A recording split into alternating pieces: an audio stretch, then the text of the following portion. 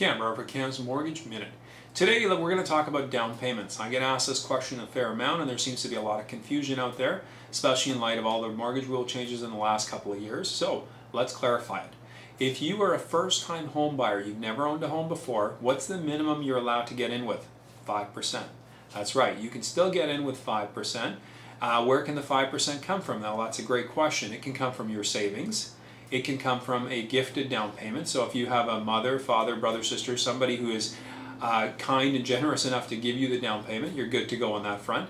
The money can also come from your RSPs. A lot of people don't know about this program, but it's a really cool program.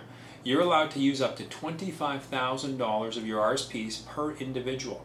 So let's say you're a couple and you both want to get a home together. Obviously, hopefully you do, and you're allowed to go up to $50,000 utilized out of your RSPs. You've got a time period to repay it in. There's no upfront taxes clawed out of it, and there's no clawback as long as you pay it within the time period. Again, best to give us a call about that and we can discuss that further. Another really neat way you can get in is what's called the Flex Equity Program. Basically, it allows you to borrow the down payment. That's right. You can still borrow the down payment. So essentially it'd be like 100% financing because you're not utilizing your own cash directly, but you're allowed to use a line of credit, credit card, whatever that debt instrument might be, so long as you debt service. What that simply means is you've got to be able to carry the payment for that, the payment for the mortgage, and as long as all the numbers work, we're good to go.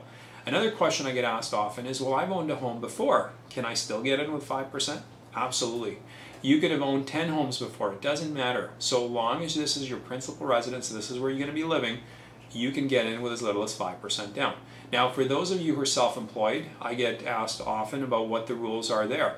Well, the rules are pretty much the same. If you've got provable income and you're self-employed, in other words, your income supports everything, we've got documentation, we've got tax returns, the ratios all fit, you can get in with as little as 5% down. That's right. It doesn't have to be any different.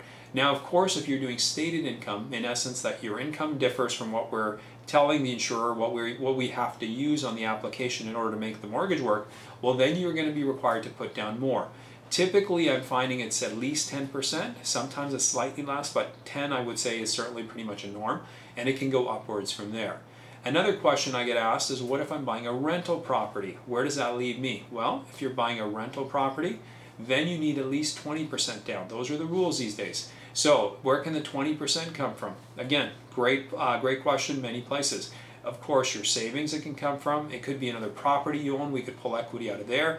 It could be a line of credit. It could be some other debt instrument. It doesn't matter. So long as you can carry all the debts and they service and it makes financial sense, then that's the way to go. What about if you're out of, you don't live in Canada, you're just recently immigrating to Canada, you've got landed status, and you've got a job. Well, if you're new to the country, you've got landed status, you've got a job, you're basically good to go here, you can get in with as little as 5%. That's right. Brand new immigrants, still there's a program for that sort of thing. Now, if you are one of those folks who is only looking to buy in Canada simply for investment purposes, you're not a Canadian citizen, you're not landed or anything else, and you're looking just purely as investment, that number is going to vary because there we're looking at least a minimum around 25% and upwards from there, depending on the lender we go to.